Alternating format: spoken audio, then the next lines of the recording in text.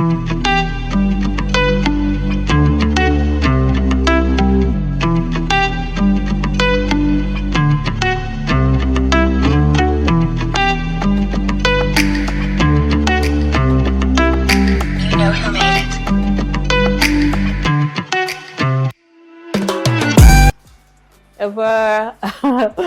good friend who is the first to come before even the organizers. Thank you, Oluwaseun, for being here.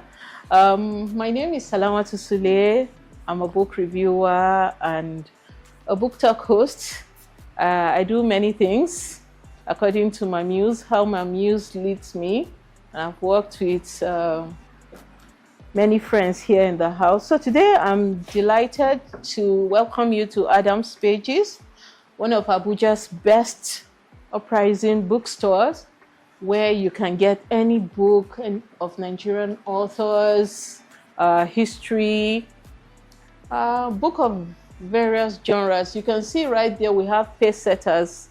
I haven't been among those who read pace setters like that, but I've had so many people talked about the pace setter series, working on the pace setter series and how it metamorphosed into the West African Writers series and then the Nigerian Writers series, and then going forward, where are we with this series that have helped to, bring people like you into enjoying literature. So we're going to be doing that as the year we count down the end of the year. So today I'm glad I did talk about the Pace Setter series, because it's one of the series that writers reckon with. You can't talk about the history of literature anywhere in Nigeria without making mention of the Pace Setter series. I want to welcome Professor Odenta for his commitment. Since we had the conversation of having an all-inclusive enjoyment of literary, activities, giving Abuja a literary soul. That's what we're about doing now, because everywhere you go on Saturdays, either you're going to one Gbedu or the other. What happened to the vibrancy of our literary engagement in Abuja? So we at Adam's Pages thought that August is a very good time to have a book lockdown, to hold a book jam, where we can hold like 3 to 4 series, hosting authors back to back every weekend, so that we can then give readers platform where they can enjoy literature. And this weekend we thought about hosting an uprising upcoming author, Uzomaka J. Eze, who has written a work. I will say Uzomaka is a fearless writer, because starting her career in fiction, she decides to talk about areas that are sensitive, even though we'll talk about like writers like Achebe have done so much on cultural excavation, cultural recovery and interrogation. So we shouldn't go there again, because we feel like it's a focus that have been overflogged. And some writers are saying no, as much as we're saying is an area that has been overflogged. What has happened since that time? Nothing much has changed. Language extinction, culture shock and loss. So how do we continue on this conversation until we're sure that, yes, what is fully ours, we're able to preserve it for the generations that are upcoming? Why generations that are upcoming are saying, what is this? They see what they're seeing as the normal, the new normal. But they forget that we have an identity that's originally ours, and we have not passed it down to them in a manner that it should, which is one of the core of this book. So when I saw this title the first time, the very title struck me. Have open lead. Is there a hidden truth? Is there something that Uzomaka is trying to convey to her readers, and she hasn't really done that? Or readers really need to read to understand why I have open lead. It is on this premise that we thought that, thank God, the last time we had a conversation here, I thought like Richard Ali has made my job very much simple for me today, because I'm only going to continue on the conversation that had happened last week, because I see a connection between Obina Odinwe's work to that of Uzamaka. So this is why we are here today. Please welcome Dr. Lizzie. I would like to welcome you. You've been an Adams Pages family and our grandma of literature. Malam Denja Abdullah, you're very much welcome. This is your house. I mean, whether you like it or not, you continue to hold the torch of Nigerian literature, and Abuja, your home. We need to ensure that we continue in this tradition, so that those who have not understood what it means for us to have a vibrant literary community should begin to do so. So you've come, you've seen our ambience, you see that a lot of us are lost somewhere, either partying or something. So we need to keep encouraging ourselves to attend literary works. Sir Kerele, you're welcome. I see your energy online, and I promise you next time we're going together as your PA, of course. Sir Kerele is the former chairman, Association of Nigerian Authors, Abuja chapter. Yeah. He runs Policy House National, where he does education policy programs. He's very much interested in data about out-of-school children and how to get them back to school. And recently we held a conversation around education policy in Nigeria.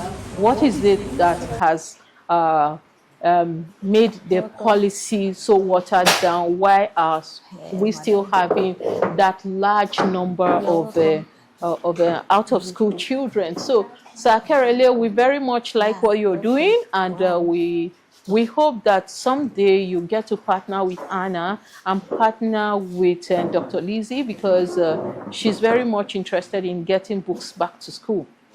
Not just anyhow books, but books that kids can enjoy, like you enjoyed Pesetas.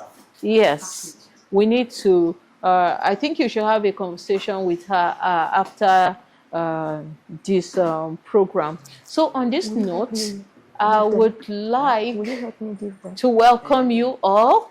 For those of us who are joining, just coming in, welcome. My name is Salamatu Sule, and I'm your host for today's event. And this is Adams Pages, very interesting bookstore. We have Lizzie here, who is our program officer here at Adams Pages. You can always reach out to her if you have any question regarding any books within each of the shelves that we have here today. So welcome. On this note, I'd like to introduce my author. She's the reason why we're here today. Uzamaka J. Eze. She's a journalist. She's a multidisciplinarian in her own right. She's written this very beautiful book. This is her debut novel. So for the critics and analysts in this house, when you've read Uzamaka work, I'm sure you have some advice that you would like to give to her in the course of her journey as a creative writer. One thing I like to do, I don't just host established authors. I also host authors who are emerging, so that they can have confidence in what they're doing, and so that we can also promote them locally here. You're welcome, Uzamaka. Please, a round of applause for her. Thank you so much. Thank you. And thank you, my crew, camera crew. Thank you so much. We have Muni in the house. She's somewhere. She will pop up later. Muni is a jolly friend at Adam's Pages. She manages so many things, the books, and she's ever smiling when you meet her. So Uzamaka, you are welcome. Thank you. I've read this, your lovely work, and I'm going to give us a background, especially for some of us who haven't read the book. But I'll do so without being a spoiler. I doubt if I can give a background of your book without being a little bit of a spoiler. So Amaeze is a thriving town with identity intact until there came industrial boom. We begin to see strangers, and then we do not know why that intrusion, but we like the industries that we're seeing. But at the same time, most of our cultures, most of who we are, is beginning to fade away, especially of odd behaviors that we begin to raise our brows to say, no, this is unacceptable. Amongst every other things that we like, this especially is unacceptable. To the point that a prince burns down his throne in the wake of the embrace of the new religion that has come to Amaeze. And this is the premise at which Uzamaka is interrogating the alien culture that has crept into Amaeze. But the good thing is that Uzamaka is saying that while this culture is welcome, not everything will I advise my folks to take. So this is the background of Half Open Lead. So Uzo, I'm just going to ask you one question, which I know everybody have been itching to ask. In fact, I remember a joke Malam Denja had said that he's coming to see that. He wants to know, how did you put it again? The half open lead. That is that is yes, he covered. So yes. Yes, so I want to ask you, what really inspired this title?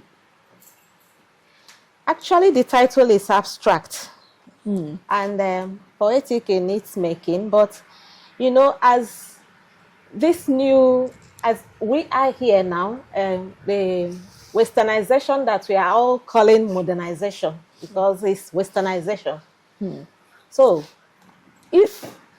when we have our own identity and we are importing westernization, termed modernization, of course, there are things that are okay, like the technology, like every other thing. But all these other new ideologies that are creeping in, do we have to take it out or do we have to take it in? So when we have our own, we are already on a half open, welcoming the technologies and also retaining who we are.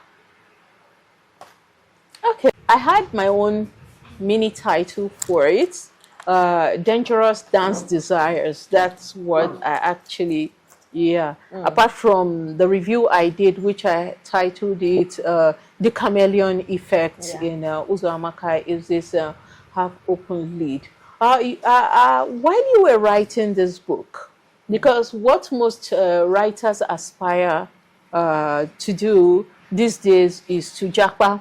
And I was wondering, you're writing this book with this very fearlessness, portraying characters who are both female and dancing in that dangerous desire, something that is not welcome here, or something that is not even talked about. The law frowns at it.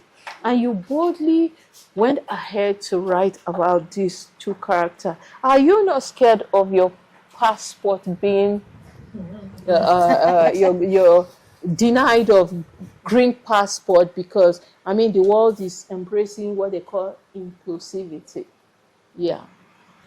where same-sex marriage is now the order of the day.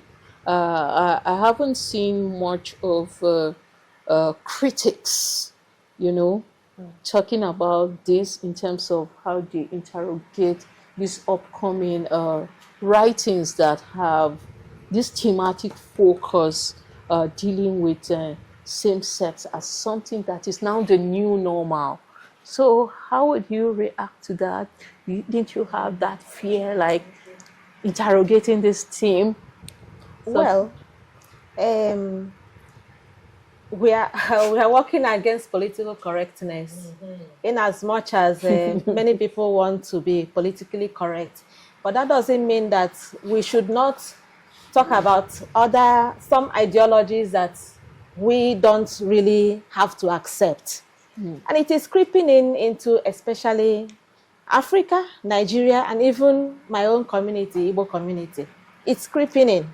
And if we don't talk about it, if you don't start talking about all these ideologies, we'll wake up one day and see that it's becoming a normal thing within our own backyard.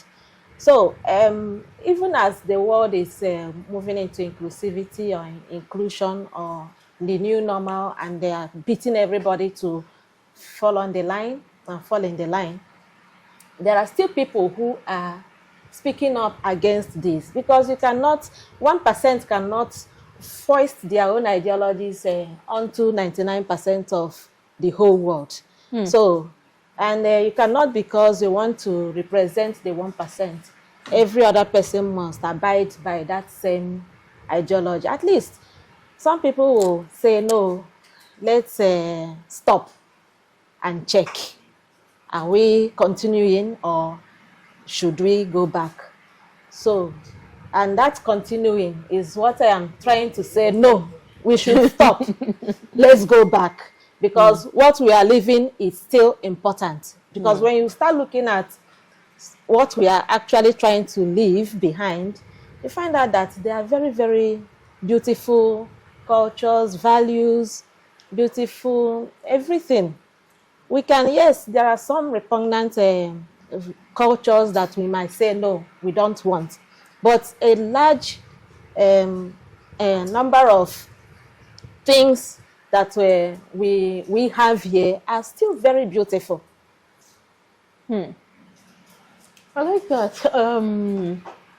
So I like the fact that you made mention of that repugnant cultures that are being repugnant ideas that is not domestically ours should be done away with. Now, with the wake of AI and what have you, we have where AI now have the large language models, and there's so much biasness because even the whole idea of coding and technology, we do not embrace, we're not looking more of how we can put our cultural asset in there, take the advantage of the technology, which is now AI, to see how we can deal with this issue of biasness. And I think what you're saying now is something that we need to look into. The last time, I think, was it Dr. Lizzie, I was discussing with her about language loss.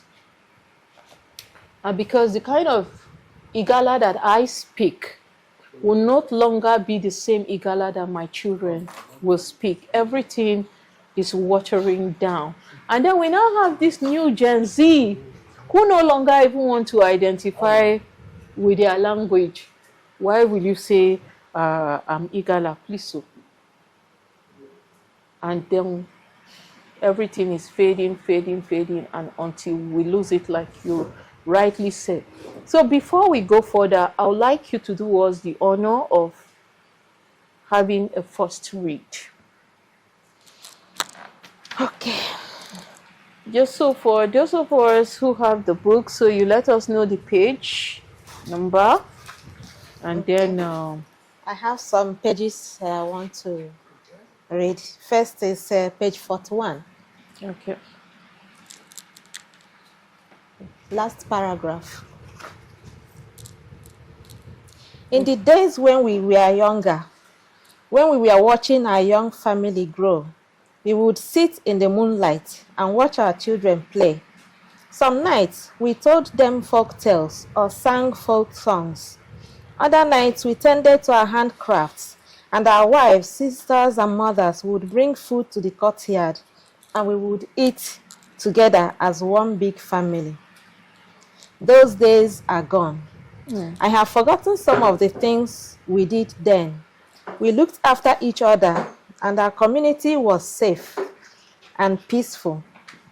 Quarrels really went beyond what could be settled with a handshake, and few who tried to break the peace of the community were banished. Today, the bonds that bound us together are gone. Our children have learned ways that are strange to us. Ekwenugo sighed and cleared his throat. Those days seem to have gone forever. I do not think we will see such times again. Look around you. Who do you think will sustain those values? Maybe our generation was at fault.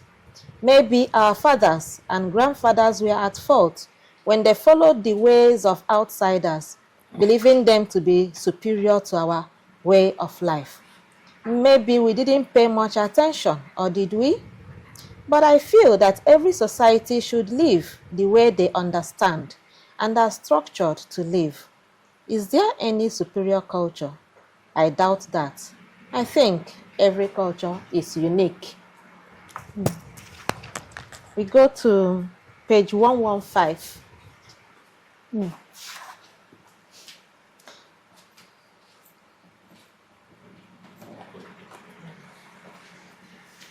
In there, recover the way I understood it. Half open lid. The pot there, the image of the pot there is supposed to be enclosure of our cultural practices, very well protected. Yes. But we all know a point in time will come where whatever you are even cooking, you must open the lid to take it out. It will escape, the aroma will escape. Some things will be let out.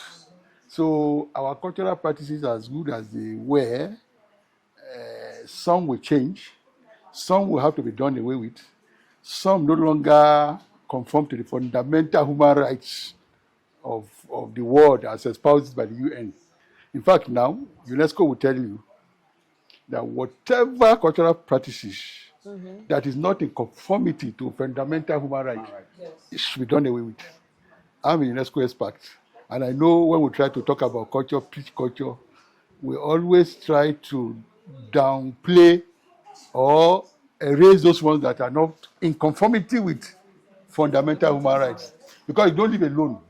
You are living in a global community. You are interfacing with others who necessarily do not come from your culture.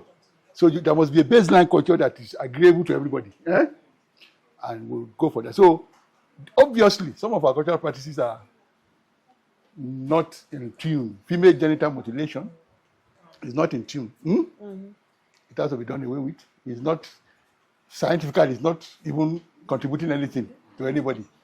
Circumcision, I'm just trying to, circumcision now, it's a cultural practice. But it has a medical, what do you call it?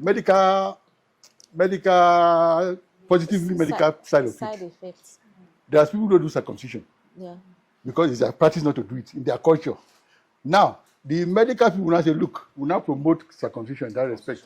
I know somebody from Kenya who told me in their Luo, in their ethnic group, it is their culture not to circumcise. That they it was a grown-up man who was telling me this, 60, 70, say, it was when the AIDS pandemic was ravaging Africa that their people started circumcision. Because if an uncircumcised person making love, you get that disease quickly because of the foreskin that will hide all those things, bacteria or whatever virus. So they started doing circumcision, and they now made it a law that look, from now on, that uncircumcised thing is no longer our culture. So me and you can sit down here and say we are changing the culture. If it is not conforming with what we want today, we do away with it. Yes. That is the way culture is. You can do it with anyone. Now, but the flip side is this. If you see the ravages of religion, religion has wiped out 70% of our good cultural practices. Go back, all these things you are saying, Professor Dent and Co. The burning of all those artifacts and Co. I know it happens in Igbo land. They will go and burn Anikoro. I'm telling you. A big thing that they don't even know what that thing does. They will go there and gather and do revival and cut down a tree. All those things, it has led to the destruction of every culture you can think of, including the one in my community. In my community, when you go there, a lot of things that are good to be preserved. When I go back and look at it, I see that, look, it's a lost task to bring those things back and sustain it, because it will help, because it's lost already, and it's very hard to bring it back. But whatever is to be rescued, and what the critical question now, as they say, is this: how do we factor the vestiges of our good cultural practices into our daily lives? Educators should be thinking about that. Policymakers should be thinking about that. Community elders should be thinking about that. Those good cultural practices, how do we break it down, codify it, and seamlessly allow it to enter into our youths? They will be doing those things, they will not know they are even doing them, because we have made it we have packaged in such a way that they will continue with it. Masquerading. You may not do masquerading the way you do it 300 years back. You have to do some modern kind of masquerading that will enter into carnival. Cannibals. You can even you can evolve costume. You look at masquerade costume, use it to do fashion, and bring out some wear that people will be wearing. So those are the things we have to be creative with our culture to sustain it. Now the issue of even the ancestral culture you are talking about, yes, it exists. See, all of us sitting down here, the way we are behaving now, if we do research very well, you know that we are carrying on some practices, the memory genotype of our ancestors. You will know that this person, if you go back 300 years, if I can trace it, you know, this me sitting down here, you see the traits are there. They are in the blood. Yes. But it does not mean that, so it does not mean it is a cause. There is a way if you know that something is running in your lineage that you don't like, there is a convenient way through your doings, your activity, not to go spiritual and go and burn down an effigy and go, no. That is what that guy is saying, that the person said that, do you think by burning this thing will help anything? Active, physical activity, conscious nurture. You avoid those things that you know are in the family, that you don't want to pass on to subsequent generation. It's scientific. You can do those things without burning down anything. That is why I see. Then lastly, the issue of queer literature we talk about, queerness.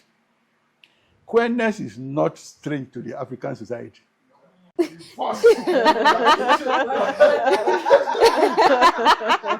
Anyway, these are some of the things, right? The other thing. Okay, great. You're very much in control of your eco-literary system. You understand village life. You understand the gestures. You understand the modulations when they speak. You're in perfect control when it comes to expressing the village scenes, right? There is no doubt that you are very much at home. You're soaked in the cultural DNA of your people. A little bit deviation from what they just said. And that is to say that we can never finish writing our stories. No. Culture-based stories. Our stories are us. Do you understand? And we come to those stories from our different experiences, and then we give it a tweak. When I teach feminism to my students, all right, I usually ask, what is it that is the push in Nigerian feminism? What are we actually asking for? And you find that all those things, if you read Flora Nwapa's Efuru, they're all there. Seriously.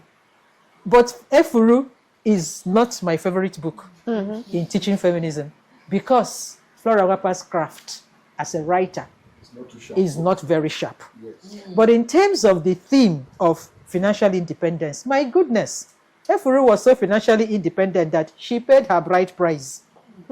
Isn't that what every girl is practically doing these days? Of course. Saving enough money to give to her boyfriend who doesn't have enough capacity to pay the bride price. Yes. And usually they're all useless men anyway. Yes. So was Adizwa. Upon paying his bride price, what did she get in the end? Lousy guy. But that's just by the way. What do you call it? Efuru could take her own decisions. All right? She was a businesswoman. When children did not smile at Efuru, guess what? Wealth smiled at her. Are we not all busy scrounging day to day looking for how to be so independent? Now, the point I'm making is sometimes we look at our culture with the eye of what Oyibo has mediated for us. I'm going back to Denja's point now. It is our duty as creatives to now tweak and retweak any aspect of our culture that we find interesting. I like to query a lot of things. In fact, my friend who just came in tells me that nobody even knows when this is serious in the things that she's interrogating in her books. Religion intrigues me. This Christianity that has become domesticated, do you understand? How good are we as Christians? So I love to create characters that slap at the face of religion. But I'm still a believer. Yes. Do you understand? But I have the right, by virtue of enlightenment, to ask, can't we do it any better? Is this all that there is to it? So pick what is of interest to you in that culture and begin to interrogate it. There are a lot of very interesting contradictions and conflicts in the African society that you could use the benefit of modern perspective to interrogate. Keep at it. You have a long, great work ahead of you. Thank you. Alex, you're welcome. Holding on to tradition at the expense of the Western culture. So I don't know. I want to ask that first before I proceed. Okay. No, there is no rigidity. Okay. It's like a culture mix. It's like you adopt what is good, what can blend.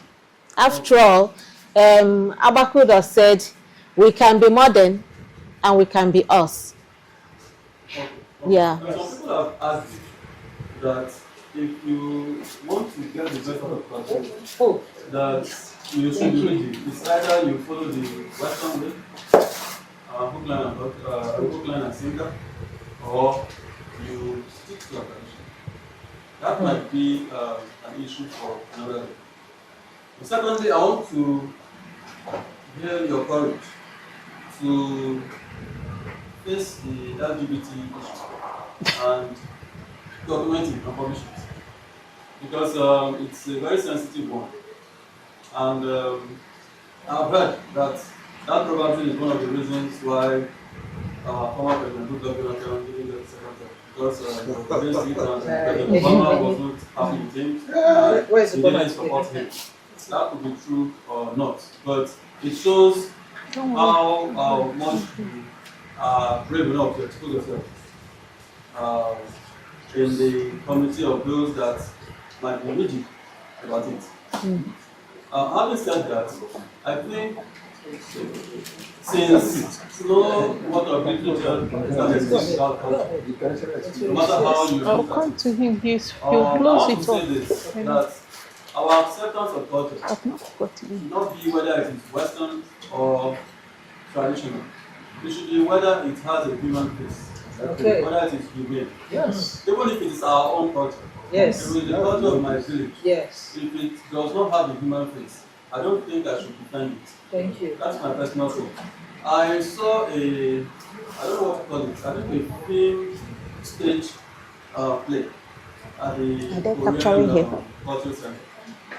And the play depicts Juju Eloko girl. The girl was sacrificed. But it was for a collective good. It was in order for the blind people in the community to Begin to see. regain their sight. Why That a was girl? why that was done. And at the end of the day, most commentators applauded it because it was not just diabolical. It was for a common good. Yes, we could give that a pass mark because of the end result of that practice. But at the end of the day, what I'm trying to say is, whatever culture we're embracing, whether it is Western or our own tradition, what does it do for the average human being? Is it just to kill somebody? What is the intent of that culture? And I think that is what should be at the back of our mind when we are really not just because it is our home. I think on that note, I want to congratulate Sri Lanka on this work. And I think you should take the positives from all that you have said, so that in your next project, you equally good job. Thank you. By the better job. Please a round of applause for Thank you so much. I mean, that's quite insightful, and I'm happy. In those days, during the Association of Nigerian Authors, my tenure as secretary, we have what we call critique sessions. And that critique session is so robust because we will get the best hands within the industry to come take a critical look at the manuscript before it goes to the press. And one of the reasons why we do it is for the benefit of not just the writer now, but the readers. It's even more dangerous for the writer, because at the end of the day, it's your name they see. They don't see your publisher much of. They say that useless book by this person, you know. So it's good. Feedbacks like this are really good. I love criticism because it helps me to grow my art. It helps me to improve my art. And talking about that, we have the former chairman of the Association of Nigerian Authors in the house, who has been a mentor to people like me. And I want him to react to what we have said regarding to your readings and some of the reactions that we've gotten. So, Sir Akerele, please. Thank you very much. Yeah, congratulations on your book. Thank you. I'm so excited to be here and to be part of this team that, listening to you. And we are also very fortunate to have Professor Udenta and, Danger, sitting here to actually dissect the issues you raise in your book. Over the last 200 to 300 years, the African culture has been fighting seriously against emasculation. Yeah. And the most recently documented history around that issue or around that struggle is encapsulated in Chinua Achebe's book, Things Fall Apart, wherein, one of the protagonists of the protection of the African culture, which is Okonkwo, his own son, while he was in exile, gave his life to Christ, even in the presence of his father. And Okonkwo was shocked that his own son has followed the white man to be worshiping the gods that they never knew and they don't believe in. So from that time till now, African culture has been fighting for existence, has been fighting to protect itself and for it to continue to exist. So reading from your page 41 to your page 105 to your page 126, you could see there's a reenactment of Chinua Achebe's Things Fall Apart and the resistance and the fight for the protection of our culture in your book. So, but you could see that this does not exist in Asia, particularly between Japan and South Korea. I mean, I was shocked my visit to Seoul last year, the way these people still protect their culture, the way they protect amidst development and advancement and technology. If you go to South Korea, you will not like America, the way those guys have advanced. But yet, when you see them, the way they greet, the way they dress, they will never accept even their food. They will never accept a film like, what's it called, Bibi Naija in that country. Yes, it will never be allowed where children will go on television and they naked themselves. It can't happen in South Korea. It cannot happen in Singapore. It cannot happen in Japan. Go and Google it. It cannot happen. Yet these people are so much around. For the first time, I have been going to America for a long time, but I have never had the idea of Japan. But when I went to South Korea, I thought of not coming back to Nigeria for the first time. I schooled in Canada. These guys, they are able to strike a balance between culture and development. Yes. So the Nigerian government must protect our culture while investing in technology, while investing in development, while investing in our quality of life and infrastructure. That you are investing in infrastructure, you are building bridges across the country, across the city, does not mean that your culture is not under attack. So we must balance between investing in education, investing in infrastructure, investing in everything that is being done in other parts of the country, while also not shying away from protecting what binds us together as a people.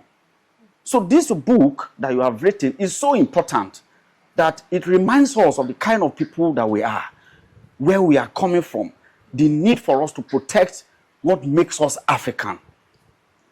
We can embrace Christianity, we can embrace Islamic religion, but that doesn't make us to abandon what makes us Africa. A lot of Americans are coming back now to come and do their DNA to know where they came from. Now they are collecting Beninese passport, they are taking back Ghanaian passport, they are taking Togolese passport. I don't know when Nigeria will also key in to accepting those people who have identified that they are originally from Nigeria. Because they've not realized, they have now realized that they are not part of the system that they find themselves. They are, they are now rethinking that, wow, we are not supposed to be here. We're supposed to be from somewhere that our parents were enslaved from 300, 500 years ago. So it's important for us to deepen this narrative. It's for us to deepen this conversation around reenacting and actually rediscovering what the kind of people that we are in. But there's a separation between what the government sees as a priority and what is actually the priority of the people. I was in government at a point, and I noticed that the way the government budgets, the government does not budget in such a way that it addresses the needs of the people. That's why you see that Nigerian government budget is so huge, yet the quality of life of the people is reducing. So in other words, there's no alignment between the priority of the people and the priority that the government is chasing. So we borrow more money, but the money that we have borrowed is not addressing the issues that are currently. So for example, this issue of culture is so important. The issue of remaining ourselves. The issue of actually knowing our value system. So this meeting that we're having today is so important to me. What you have written in this book is so important to us as a people that we cannot afford to take our eyes off it. And as I said, we must look at what Koreans are doing, what Singaporeans are doing, what Japanese people are doing. Today, the quality of life in South Korea is 85 years old. You can Google it. The life expectancy is 85 years old. Those are people who have protected and preserved their culture over time. Meanwhile, those of us who are pushing that want to be like America, want to be like Canadians, what is the quality of our life? We're going too far. What Ghana is doing? What is the quality of our life? We have abandoned herbs. We have abandoned our food system. We are now embracing the food, strange food. That is why we are not living long. So for me, so we must do this, and I want to thank you for reminding us of who we are. I want to thank you for reminding the government that they must invest in our culture. They must invest in our value system while reducing and discouraging those things that are strange to us. Thank you. Thank you. And here I see a kind of weakness even to the woman folk in your book. How does Ifiatu or Goma goes out and her mother cannot even have some kind of hold of her? Culturally, in traditional African society, your mother knows everything even before you. And if she says la, you can't move. Right? So, and there are some cultural beautiful things that are now, that were taken away from us, that are now being sold back to us. Yes. This kinky hair. Do you know now they package palm oil and tell you how if you apply it to your hair, it comes out fine. Something that is originally ours is now being sold to us. Our shea butters are being cut away in dozens. Tons. There's extinction of our natural trees. And then they want you to come back, to the education and policy people, for you to report yourself to Amnesty International in the negative. And so when they're saying African society is this, how are they able to get that information if not from you? So they give you the clubs and whatever, to strangle yourself. These are kind of thematic things that we want to see in our works. On a general note, I really want to give you kudos for, this is your first work, and for me, it's amazing. I've tried to write the novel. I haven't been able to do that. But you know why? Because this novel form, you have to tell, you're writing about this great guy, and then somebody in the market, and then you put a pause and begin to talk about that Malam Nasiru, and then you come back again, like, where did I stop? So the novel genre is difficult for poets like me. So I really want to congratulate you for this work. But then again, I'll still leave room open for our audience to ask one or two questions, to give their comments from what we've said so far. And then from there, The style, yes. Oh, yes. You have mentioned something about how the story is told, Mm. and why should people write about this issue at this age and time. Mm. I'm getting it. Yeah. Activate as little voices. I mean, Activate as all these our first generation writers are trust. Believe that they trust. This is so culture. People believe that. And for you to sustain this kind of story, to be of common interest. Yes. Now, Yes. is a Herculean task. Yes. Now, juxtaposing this your work with West last week. Udenwe talked about culture too, like you did. Yes. Like you did in this work. But he just picked a trope and used it to narrate a human angle story of somebody that is in problem, a modern story of someone who did something and he was portraying him. That is traced back. Story and stretched it to the contemporary. That's the way I think one can sustain this kind of story. Cultural, And our culture is very rich. Let me tell you, I used to tell people when people write that the first generation writers now, why we are calling them so high like that? Because the resources they use to achieve those excellences, they are stories. Yes. So you can't, all those things he wrote, a culture behind Traditional it. stories. J.P. Clark was writing from Joe and Co. Akebetu. Now, that we too that are writing today, we have to, if you want to be very unique in our own way, we have to go back. Yes. Dig deep into those things that not the usual thing, dig deep into things that have been forgotten. Pick something, it can be a line, from there and tell a modern story. That is the way you can attract our younger readers, contemporary people into, so they will not encounter those things they are running away from because of the way we tell the story with modern vision. So your story, the interesting part is this issue of culture. Of course, I started reading, and like a community wants to fight against progress. We were having a meeting against No more, progress. no less. At the beginning, somebody said, "Look, Igwe, you are in a wild goose chase. You can't stop what is happening." Some other people are arguing. Like a kind of wild debate. In this modern world, but I know if I read further, I will encounter some of the things that you have narrated that help the story together. And the issue of the LGBT issue there is also something that is that has a currency. Yes. So those are the things that will appeal to the world of today. we should tell stories that are very meaningful culturally and that are also contemporary. Writing alone, yes. But you know that if you, the way writing is, you have scar, this will have sometimes when you are brave to just start something.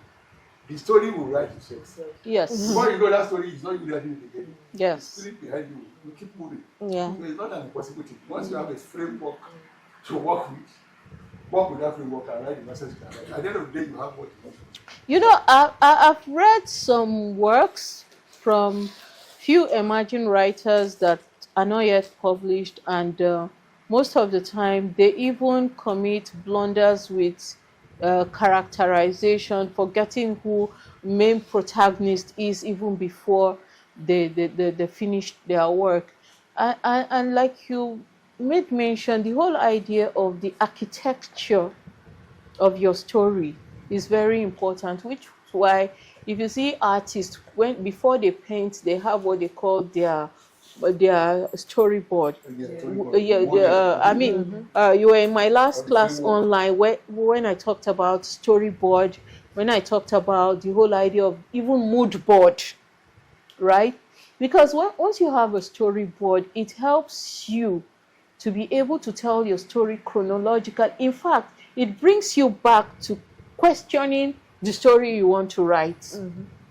Because before you get to chapter 3, you already know if that story is dead on arrival, or if it's something you have to go back rethinking. Because if you are building the character of Ifiatu and Ogoma, for example, you have to understand what is the Ifiatu of yesterday, what was she like, and how will the Ifiatu of today react. By the time you're able to get that balance, then you are now, getting on the right path. Then the mood board also is important. It's not only artists that writers should also embrace that, especially children's writers. So thank you very much. Please. I have some. Your title intrigues me. That was the first question I asked her. Yes. Women in the house. Please, is it the lid that is half open or the pot? Door. I've been itching to find out. Oh, Do you understand? yes. Yes. Is it the lid that is open? Is it the lid that is half opened or Or the the pot pot that is or the half pot? open? Yes, that's the question. No. And when The focus is on the lid, not the pot. Please, women, now we get itchy. This is a practical thing. It's a half open pot. That's so. Yes. The pot. The lid covers the pot. The Yes. pot is the main thing now. Yes. What you cover is the pot. It's the pot, not the lid. The lid is the the combination. Actually, I was looking forward to what's your name? Your publishers. It's crazy. There's something that's even happening. And they come to give the farmers some things they call fertilizer. And then our gingers are no longer hot again. Yeah, this is outside the fact that ginger is not even available locally. Yes, so when you take one slice that's just like a 5 finger, it's been broken into 5 pieces, 500 or 1,000 now. I think. You are in the agri sector, so you can. So it's terrible now, because if we don't begin to preserve our own locally, we begin to import our own back again. That's where we are now. So yeah, we might begin to even export cultures, which is happening, by the way. Yeah, because now you're very careful about the shape of your body, your color, so you export something that washes it off completely. So and it's really bad. So we need to continue to use literature as an advocacy tool to tell our stories as it should be told, and to sanitize the society. Yeah, which is why the role of the writer, apart from being an observer, he documents, he interrogates. so that tomorrow, generations to come will have fragments of us. And like my motto, the written word is the world that we wear. Our stories have to be there. So they don't have to come to, read junks as things that are of us. On this note, if we don't have any other comments, questions, write that story. So at Adam's pages, whether or not I'm here physically or not, let's do this again next Saturday. Thank you for taking out time out of your very busy schedule to be here. We do not take this for granted at Adam's pages. We also appeal to you to take a look at our shelves. These very colorful books should grace your bookshelf. There's a culture that we are not imbibing. That is the culture of book library, home library, home bookshelving. Thank you for being my wonderful guest. It's been a pleasure. Thank so you. much. Thank you all Thank for you, coming. Lizzie. Thank you, Muni. It's autograph time.